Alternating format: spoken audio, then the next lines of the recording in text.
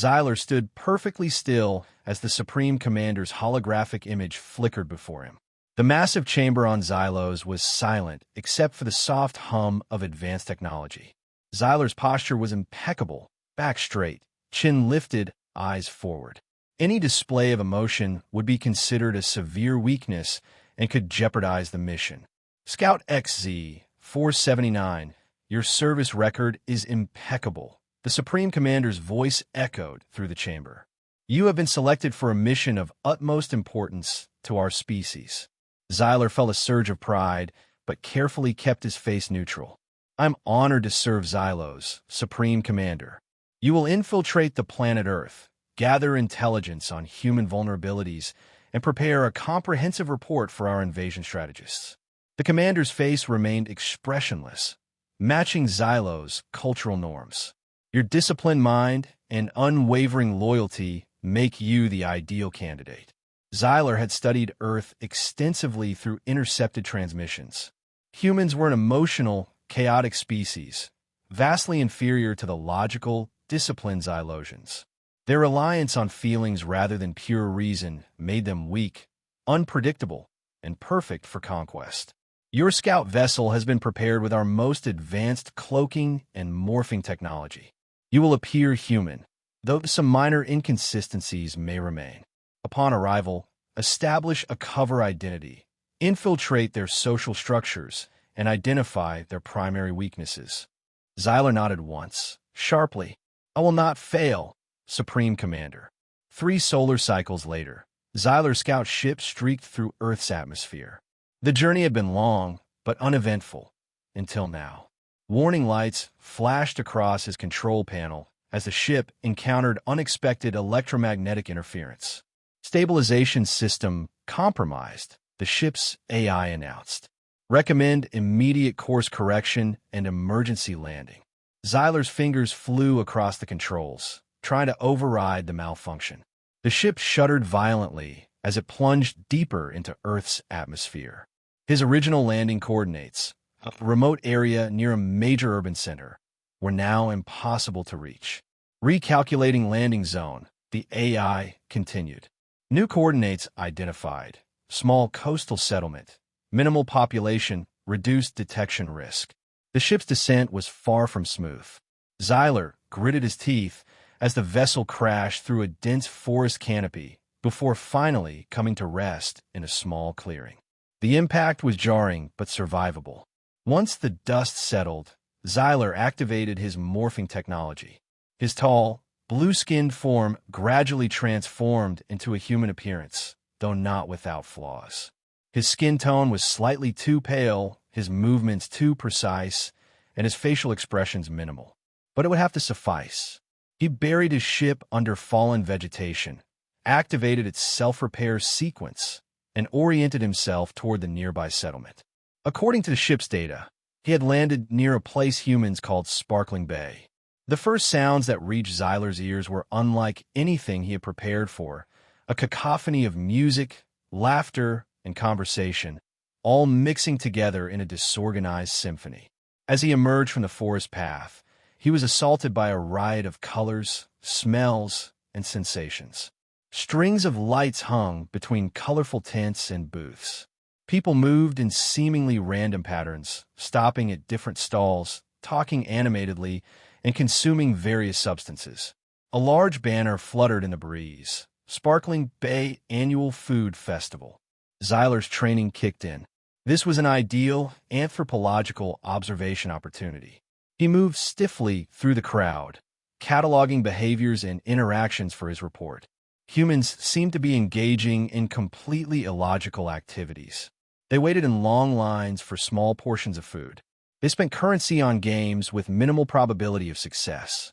Most puzzling of all, they seemed to derive pleasure from these inefficient activities. "Hey there, you looking a bit lost," a voice called out. An elderly human female stood behind a food stall, gesturing to him. "New in town, aren't you? Care to try our local specialty?" Xyler approached cautiously. Direct interaction was not in his immediate plan, but adaptation was necessary. "Yes, I am new. What is this?" "Specialty." The woman smiled warmly, a facial expression Zyler had studied but never fully understood. Sea salt caramel cheesecake. Best in the county. Here, have a sample. On the house for newcomers. She handed him a small portion of a creamy substance topped with a golden brown liquid. Zyler hesitated. His morphing technology included digestive compatibility with Earth food, but he had planned to consume only the minimum required for survival. Under the woman's expectant gaze, he placed the sample in his mouth. The sensation was immediate and overwhelming. Sweetness, saltiness, creaminess, all competing for attention. His enhanced taste receptors detected compounds his training had never prepared him for. Good, isn't it? The woman asked, noting his widened eyes. It is. Unexpected, Zyla managed to say, struggling to process this new data. Something strange was happening to his face. The corners of his mouth were turning upward without his conscious control. This involuntary reaction was concerning. First time having cheesecake? Well, honey, you're in for a treat. There's a whole world of flavors waiting for you at this festival. Zyler thanked her and moved on, his analytical mind racing. This simple food interaction had produced an anomalous physiological response he couldn't classify within Xylosian parameters. He needed to document this thoroughly. Throughout the evening, Zyler observed humans engaging in what seemed like pointless revelry.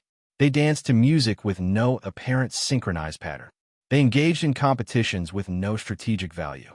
They shared food from each other's plates despite potential pathogen transfer. Most peculiarly, they seemed to value these behaviors precisely because they lacked practical purpose. By the festival's end, Zyler had compiled extensive notes but felt no closer to understanding humans than when he arrived. His initial assessment remained. Humans were irrational creatures, guided by emotion rather than logic. Yet something about their behavior nagged at him, a question he couldn't quite formulate. The following morning, Zyler set about establishing his cover identity. He had fabricated identification documents identifying him as Zyler Smith, a researcher studying local cultures. His next priority was securing a base of operations. Sparkling Bay was smaller than he had anticipated, a picturesque town nestled between forested hills and a curved bay that sparkled in the morning sun, hence its name, he presumed. The architecture was inconsistent, buildings of various ages and styles lining the winding streets. Inefficient design, but somehow appealing. After walking the main street, Zyler noticed a sign in a window, "Room for rent, inquire within." The building housed a bookstore called Alera's Endless Stories, its windows filled with stacks of paper-based information storage devices that humans called books. A small bell jingled as Zyler entered. The interior was crowded with towering bookshelves, creating a labyrinth of narrow aisles. The air smelled of paper, dust, and something herbal, tea, perhaps. No one appeared to be present. "Hello," Zyler called out, mimicking the human greeting he had observed. "Just a moment," a voice called back from somewhere deep within the store. After some shuffling and a small crash, an elderly woman emerged from behind a particularly tall shelf. She had wispy white hair, bright eyes behind thick glasses, and clothing in multiple clashing patterns. "Welcome, welcome. So sorry about the wait." The poetry section decided to reorganize itself again. She laughed as if she had said something humorous, though Zyler detected no logical joke structure. "I'm Alera. How can I help you today?" "I'm interested in the room for rent," Zyler stated flatly. Alera looked him up and down, her head tilted slightly. "Ah, yes. The room. Perfect for a scholar? Artist? You have that look about you." "I'm a cultural researcher," Zyler replied, using his prepared cover. "Wonderful. A kindred spirit, then. I used to be an anthropology professor before I retired to open this little shop. The room's just upstairs, small but comfortable. Has its own bathroom and a lovely view of the bay." She led him up a creaking staircase to a surprisingly spacious room with slanted ceilings, a bed, a desk near a window, and simple furniture. It was indeed adequate for his needs. Rent's reasonable, utilities included. I don't mind quiet comings and goings. I keep odd hours myself. Only rule is no smoking indoors, and be gentle with the books if you borrow any. Zyler agreed to the terms and paid the first month's rent from his mission funds. Alara seemed surprised by his immediate decision, but pleased. No differences? Background check, Zyler asked, having researched typical Earth accommodation protocols. Alara waved her hand dismissively. Oh, I've always believed I'm a good judge of character. You seem like someone with a story to tell, or perhaps to find. Besides, my cat Ptolemy didn't hiss at you, which is always a good sign. Zyler noticed the feline creature for the first time, watching him with unblinking green eyes from atop a bookshelf. He had read about Earth's domesticated animals, but hadn't prepared for direct interaction with them. I shall endeavor to maintain amicable relations with Ptolemy, Zyler stated seriously. Alara laughed again, a sound that seemed to bubble up spontaneously. I think you'll fit right in, Mr. Smith, in your own unique way. Over the next few days, Zyler established a routine. Mornings were spent observing the town awakening. Shopkeepers sweeping their storefronts, fishermen returning with their morning catch, parents walking children to school. Afternoons were for focused research on specific human behaviors. Evenings were for compiling reports and maintaining his equipment. Through his observations, Zyler began to notice patterns that defied his initial classifications. Humans consistently engaged in behaviors that appeared inefficient or illogical when viewed through the lens of pure survival or advancement. A fisherman gave away part of his catch to an elderly neighbor who offered nothing in return. A group of children spent hours constructing an elaborate sand structure that would be destroyed by the tide. A woman regularly spoke to plants in her garden, despite their obvious inability to comprehend language. Most puzzling of all was Alara. She often forgot where she placed items, mixed up customers' orders, and spent hours reading instead of maximizing shop profits. Yet customers returned, greeted her warmly, and sometimes stayed for hours just to talk. She knew details about their lives, remembered their preferences, and seemed genuinely interested in their well-being. One evening, as Zyler worked on his daily report in the bookstore after closing hours, Alara brought him a cup of tea. You work too hard, Mr. Smith, she said, setting the steaming cup beside his notebook. All work and no play, as they say. Work is the primary purpose of existence, Zyler responded automatically. Alara raised her eyebrows. Is that what they taught you where you came from? Sounds dreadfully dull. For a moment, Zyler wondered if his cover had been compromised, but Alara's expression showed only gentle concern, not suspicion. My upbringing emphasized efficiency and purpose, he explained carefully. Ah, one of those hyperstructured households. That explains a lot. She patted his shoulder, a casual touch that made him stiffen slightly. Well, you're in Sparkling Bay now. We believe in balance here. Work, play, rest, repeat. Speaking of which, some young folks are gathering at the pier tonight. Live music, good company. You should join them. Why? Zyler asked, genuinely confused. To experience life, dear boy. To make connections. That's what you're researching, isn't it? Human connections? Unable to argue with her logic, Zyler found himself at the pier that evening. A small group of young adults had gathered around a makeshift fire pit, some with instruments, others simply talking. The setting sun cast long shadows across the wooden planks as gentle waves lapped beneath them. Zyler stood awkwardly at the periphery until a young woman noticed him. She had curly hair with streaks of blue and paint-spattered overalls. Hey there, you're Alara's new tenant, right? I'm Maya. Come join us. Before he could protest, Zyler was pulled into the circle and introduced to the group. Maya was apparently a local artist. Beside her sat Theo, a lanky young man with glasses who was described as our resident mad scientist. Playing a guitar was Jasper, a musician who worked part-time at the town's cafe. Several others rounded out the group, each with their own role in the small community. So, what brings you to our little corner of nowhere? Jasper asked, strumming absent-mindedly. I am studying human behavior and cultural practices, Zyler answered truthfully. Ooh, an anthropologist. Any particular focus? Maya asked. I am most interested in why humans do things that have no clear survival benefit, Zyler explained. This prompted laughter from the group. like sitting around a fire playing music instead of, what? Hunting for food or building shelters. Theo suggested. Precisely, Xyler agreed, missing the humor. That's like asking why we breathe, Maya said. The things that don't have survival value are often the things that make survival worthwhile. Xyler tilted his head, genuinely puzzled.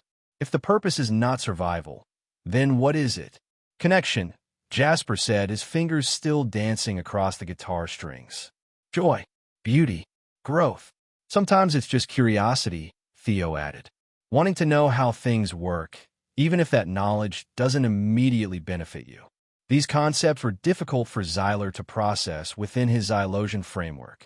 On his world, all actions serve clear purposes: advancement of the species, resource acquisition, strategic positioning. The idea of doing something simply for the experience was foreign.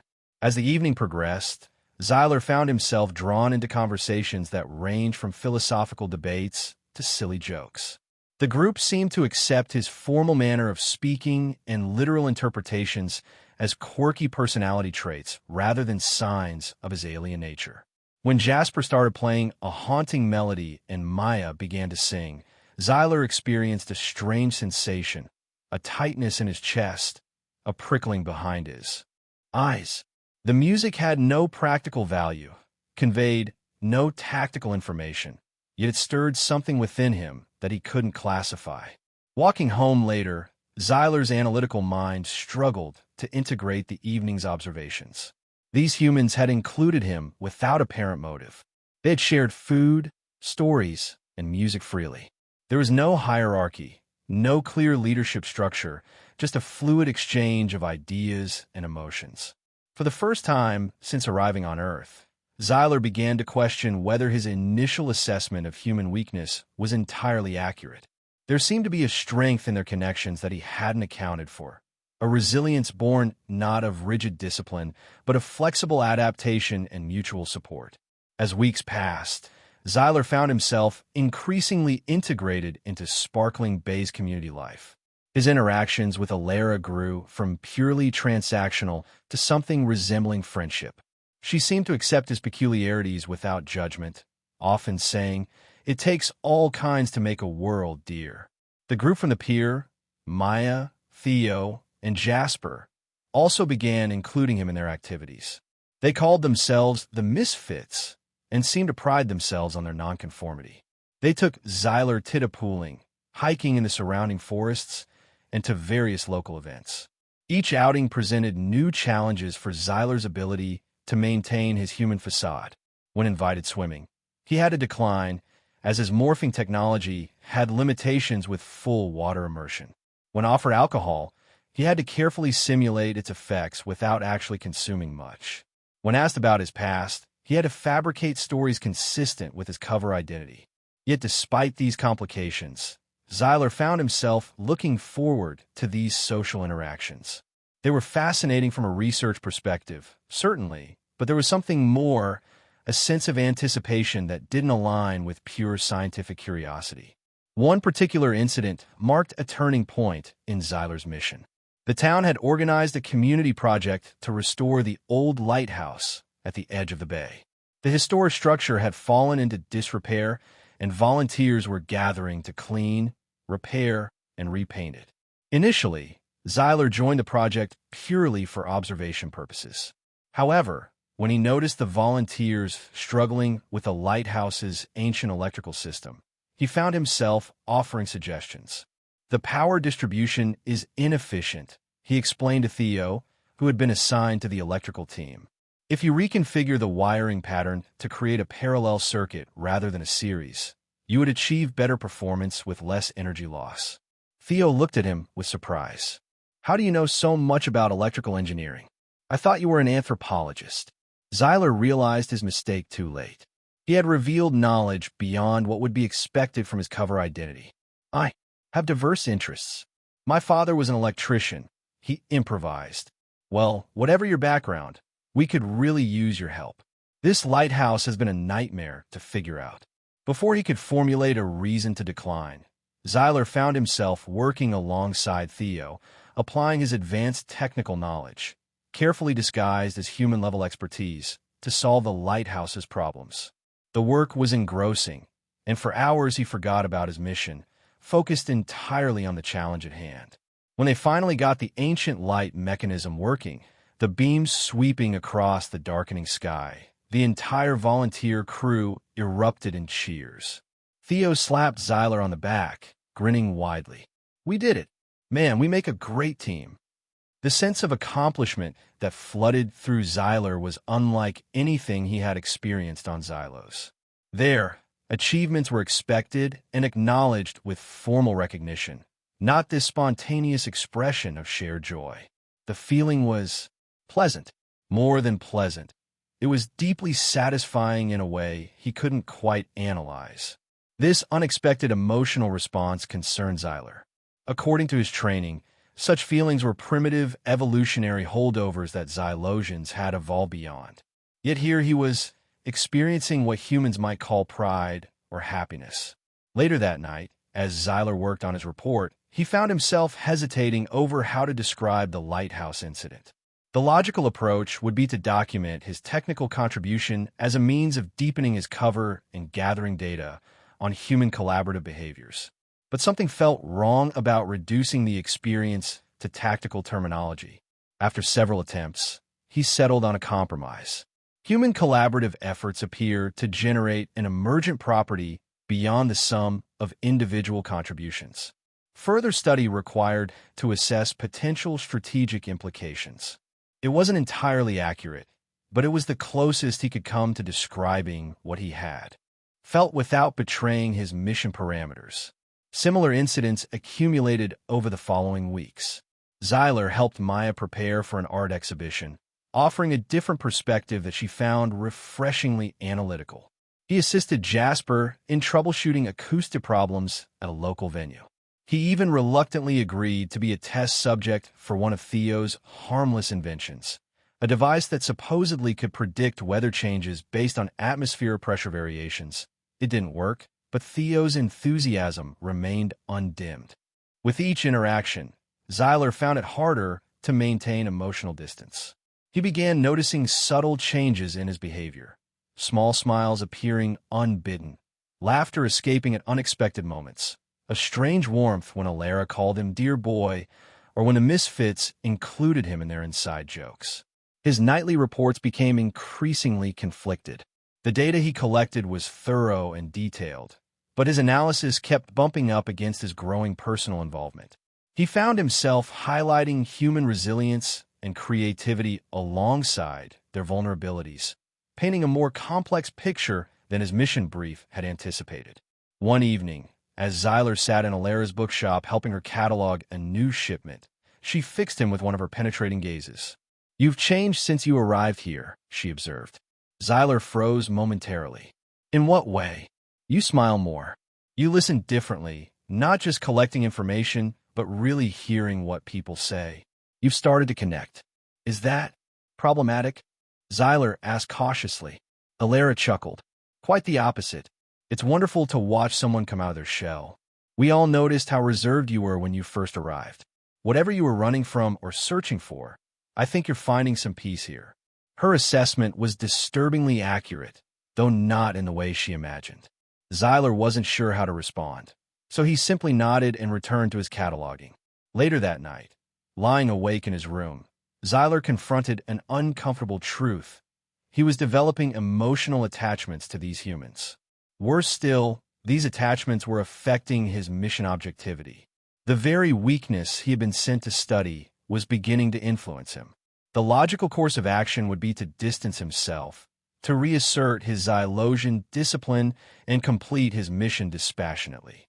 Yet the thought of pulling away from Alara, Maya, Theo, and Jasper created a sensation akin to physical pain. Xyler's inner conflict reached its peak during Sparkling Bay's annual Starlight Festival. The entire town gathered on the beach as night fell, lanterns floating on the water and strung between trees. Tables loaded with food lined the edge of the sand, and a small stage had been set up for performances. The misfits had insisted Xyler join them, and he found himself seated on a blanket between Maya and Theo as Jasper prepared to perform his new composition. "This is a special one," Jasper announced to the crowd. "Inspired by new friendships and the way our small town keeps finding room for one more misfit." He nodded in Zyler's direction before beginning to play. The music washed over Zyler like a physical force. It spoke of belonging, of finding home in unexpected places, of connections that defied explanation. The melody seemed to resonate with something deep inside him, something that had lain dormant his entire life. Without warning, Zyler felt moisture on his face. Reaching up, he discovered tears, a physiological response he had studied but never experienced. His morphing technology wasn't causing this. It was coming from within. "Hey, are you okay?" Maya whispered, noticing his distress. "I am experiencing an unexpected emotional response," Zyler admitted, forgetting momentarily to maintain his human facade. Maya smiled gently. "That's all being moved by music. It happens to the best of us." As the festival continued into the night, Zyler's inner conflict intensified. He participated in the celebrations, even joining in a traditional dance that Maya insisted everyone should learn. Yet part of his mind remained detached, observing his own behavior with growing alarm. This was not what a Zylosian scout should feel. This emotional entanglement directly contradicted his training and mission objectives. He needed to regain control, to remember his purpose on this planet. Just as Zyler resolved to refocus on his mission, his communicator, disguised as an Earth wristwatch, vibrated. A signal from Xylos, the first since his arrival. He excused himself from a group and found a quiet spot behind the lighthouse. The holographic message was brief but clear. "Scout XZ, 479, submit final vulnerability assessment within 3 Earth cycles. Advanced fleet awaits your signal for mission commencement. Confirm receipt." Reality crashed down around Zyler. This wasn't just an information-gathering mission. It was the prelude to an actual invasion. Somewhere beyond Earth's atmosphere, Zylosian ships were waiting for his report to launch their attack. An attack that would ultimately destroy the world he had come to appreciate. Mechanically, Zyler confirmed receipt of the message. 3 Earth days, 72 hours to decide the fate of Sparkling Bay and every other human settlement. The next morning, Zyler isolated himself in his room, ostensibly working on an important research paper. In reality, he was wrestling with the most significant decision of his life. His duty to Xylos demanded one course of action. His newly awakened emotions pulled him in the opposite direction. He began drafting his report, listing human vulnerabilities, their divisive political systems, their environmental carelessness, their technological imbalances. But for each weakness, his mind produced a counterargument. Their remarkable ability to unite in crises, their growing environmental awareness, their creative technological adaptations. Midway through this agonizing process, a knock came at his door. It was Theo, looking unusually serious. "Hey, can I talk to you about something weird?" Zyler tensed. "Of course." Theo entered the room, fidgeting with his glasses. "So, remember that weather prediction device I was working on? Well, I kept tinkering with it, and it started picking up some really strange signals. Not weather-related at all." Zyler's apprehension grew. "What kind of signals?" "That's the thing. They're like nothing I've seen before.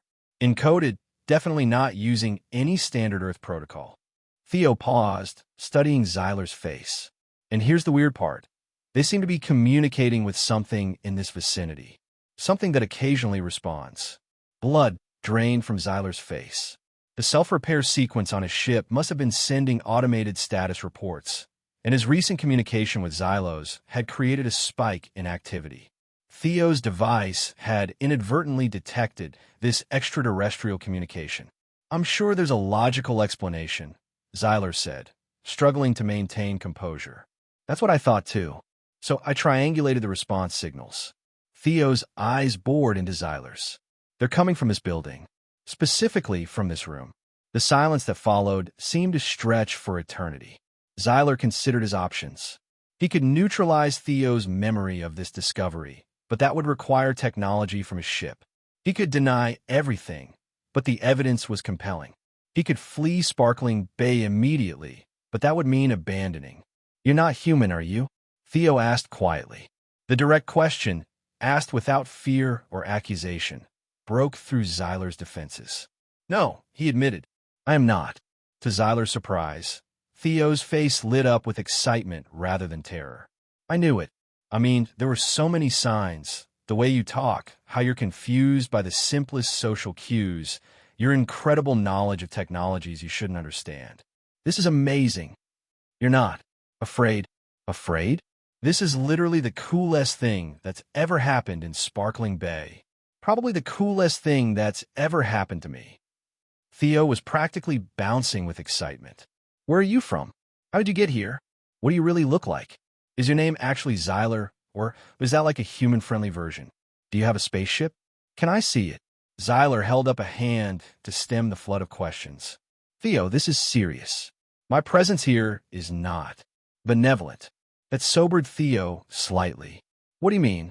Zyler took a deep breath.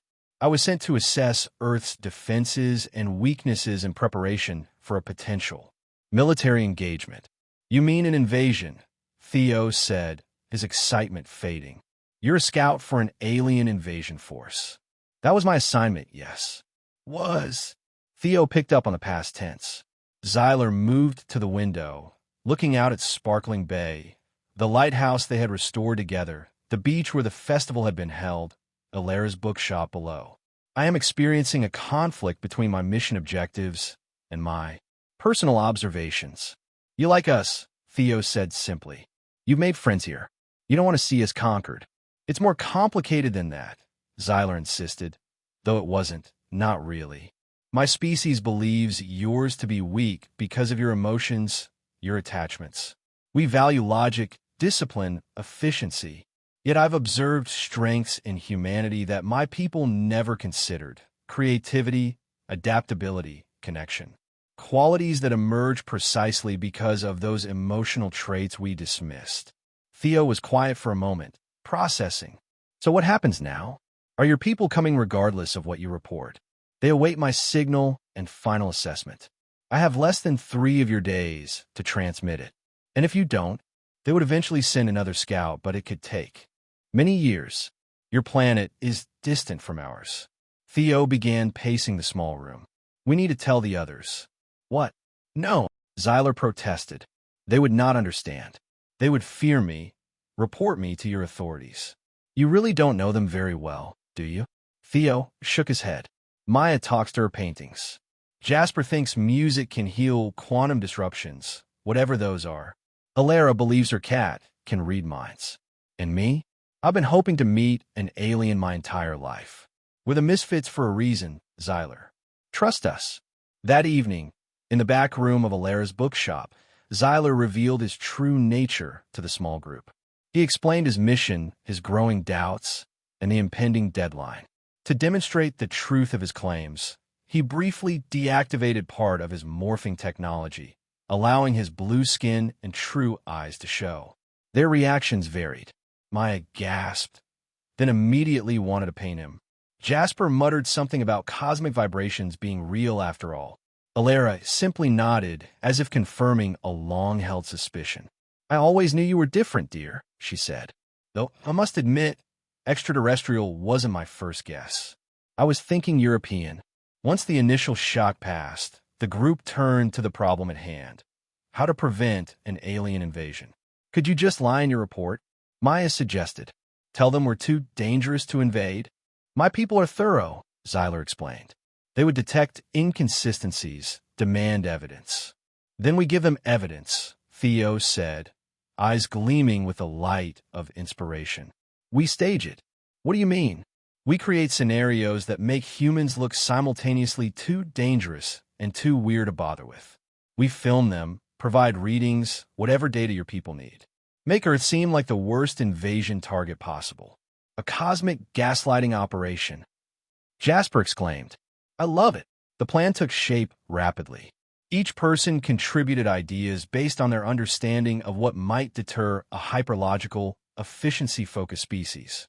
Maya would create bizarre, inexplicable art installations around town. Jasper would compose music specifically designed to sound chaotic and disturbing to Xylosion's sensibilities. Theo would rig up devices to produce strange, inconsistent readings. Alera's contribution was perhaps the most unexpected. I'll spread the word through town that we're doing a community art project, a sort of improvisational street theater. Everyone will play along without knowing the real reason. Sparkling Bay loves a good community event. Xyler was astonished. You would involve the entire town? Without telling them the truth. Sometimes a little mystery keeps life interesting, Alera winked. Besides, after the floating lantern mishap last year and Theo's experimental fertilizer incident, the town is used to our schemes. They'll participate just for the fun of it. Over the next 2 days, Sparkling Bay transformed into a theater of the absurd. Signs appeared in illogical places, bearing contradictory messages. People began performing synchronized, purposeless activities at specific times. Conversations in public places became intentionally cryptic when Xyler was nearby, recording. Maya organized what she called a spontaneous emotional expression flash mob, where dozens of residents would suddenly break into dramatic displays of different emotions with no apparent trigger. Jasper led musical performances that deliberately subverted traditional harmony, creating sounds that would confuse Xylosion analytical systems. Theo's contribution was particularly ingenious. He created several devices that emitted irregular electromagnetic pulses, suggesting that humans had unpredictable energy manipulation capabilities. He also helped Xyler modify his recording equipment to emphasize certain aspects of these performances while minimizing signs that they were staged. Throughout it all, Xyler collected data, recorded footage, and compiled his report. But instead of focusing on vulnerabilities, he highlighted the apparent chaos and unpredictability of human behavior. He emphasized the emotional demonstrations, the seemingly random activities, and the inexplicable community behaviors that would make Xylosians deeply uncomfortable. His final report painted humanity as a species of paradoxes, technologically inconsistent, behaviorally erratic, emotionally volatile, and yet somehow functioning as a cohesive society. He suggested that the resources required to subdue such an unpredictable species would far outweigh any potential benefits. He emphasized that human irrationality might actually be an evolutionary advantage that Xylosians didn't understand, making them potentially dangerous in ways that couldn't be predicted. On the night before his deadline, Xyler stood alone at the lighthouse, his report ready for transmission. The restored beam swept across the dark water, a symbol of both warning and guidance. It seemed fitting for what he was about to do. Along with the official report, Xyler prepared a personal message to the Supreme Commander. I have completed my assessment of Earth and its inhabitants. However, I must also report a personal failure. I have been compromised by exposure to human emotional patterns. This does not invalidate my tactical analysis, which I believe is sound, but it does require me to recuse myself from further involvement in this mission. I formally request reassignment to non-Earth-related duties upon my return. He knew what this admission would mean. On Xylos, such emotional contamination would mark him as defective, relegating him to low-status positions far from any meaningful service. But it was the honorable course of action, the truest thing he could do while still maintaining some connection to his home. Finger hovering over the transmission command, Xyler hesitated. Once sent, there would be no taking it back. Earth's fate would depend on how convincingly he had argued against invasion. Need some company, a voice called from behind him. Xyler turned to find the misfits and Alera approaching, carrying a small basket and what appeared to be a bottle. We thought you might like some moral support, Maya explained. And celebratory refreshments, Jasper added, holding up the bottle. How did you know I would be here? Xyler asked. It's where I'd go to make a life-altering decision, Alera said simply. Lighthouses have a certain gravity to them. They've witnessed so many pivotal moments. This anthropomorphizing of an inanimate structure would have once seemed illogical to Xyler. Now, he found a certain poetry in it that resonated with his new understanding. The group gathered around him as he explained the contents of his report and personal message.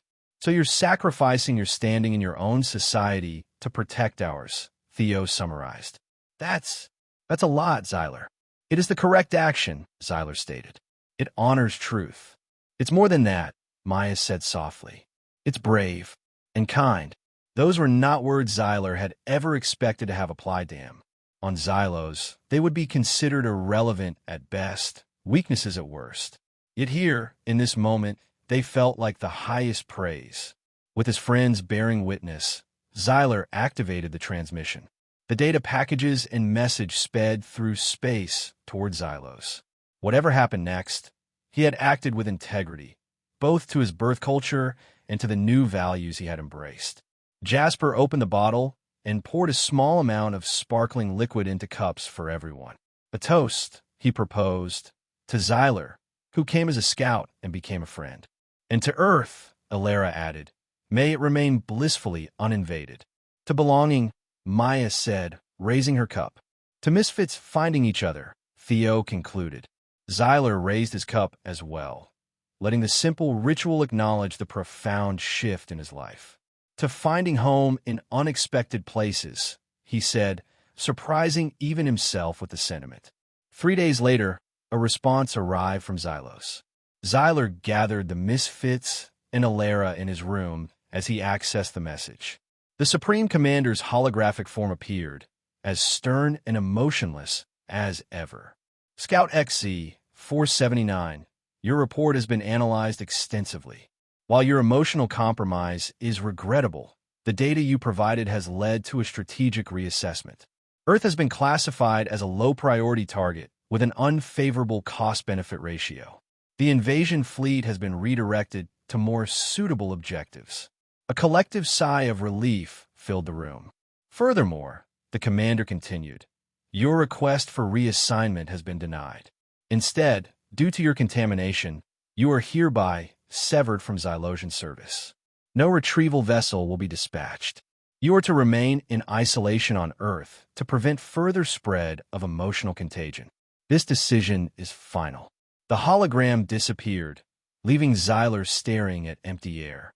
Exiled, cut off from his home planet forever.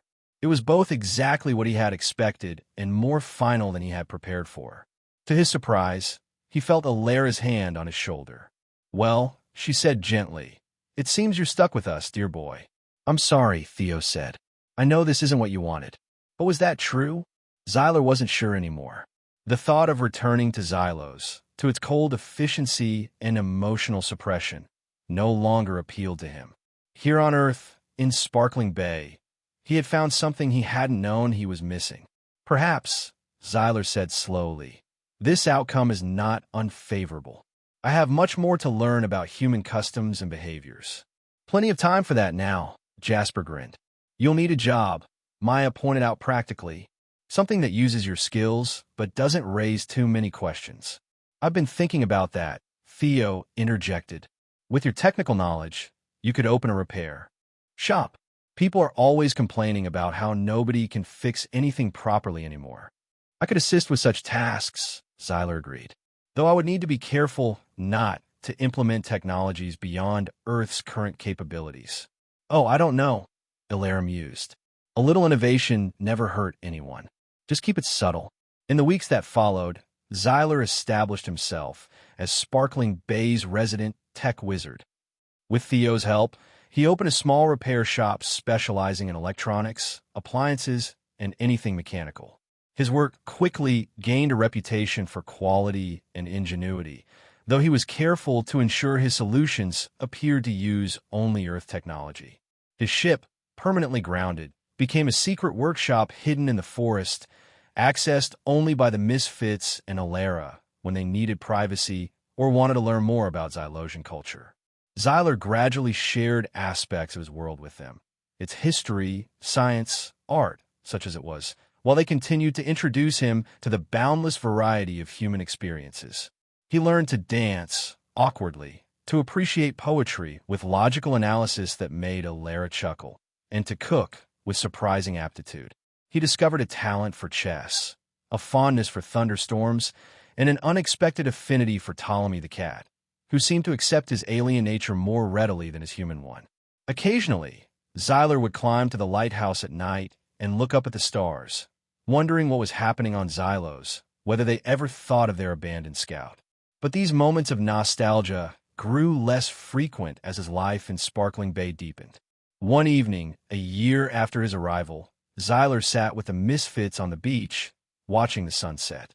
The conversation had turned philosophical, as it often did during these gatherings. "Do you ever regret it?" Maya asked. "Choosing us over your own people." Xyler considered the question carefully. "Regret implies I would make a different choice if given another opportunity. I would not. Therefore, no regret exists." Jasper laughed. "You still talk like a computer sometimes, you know that? I am attempting to integrate emotional expression with logical precision," Xyler explained. "It is challenging, but worth it?" Theo asked. Xyler looked around at the small group, at Alara knitting contentedly, at Maya sketching the sunset, at Jasper strumming quiet chords, at Theo fiddling with yet another invention. He thought about the town beyond them, with all its illogical customs, inefficient practices, and inexplicable warmth. "Yes," he said simply, "it is worth it." Later, as stars appeared above Sparkling Bay, Xyler reflected on the irony of his mission. He had been sent to identify human weaknesses, but had instead discovered their greatest strength, the capacity to form connections, to create community, to welcome even an alien into their midst. He had come as a harbinger of conquest and remained as a convert to their way of life. The scout from Xylos had never intended to stay, but now he never wanted to leave.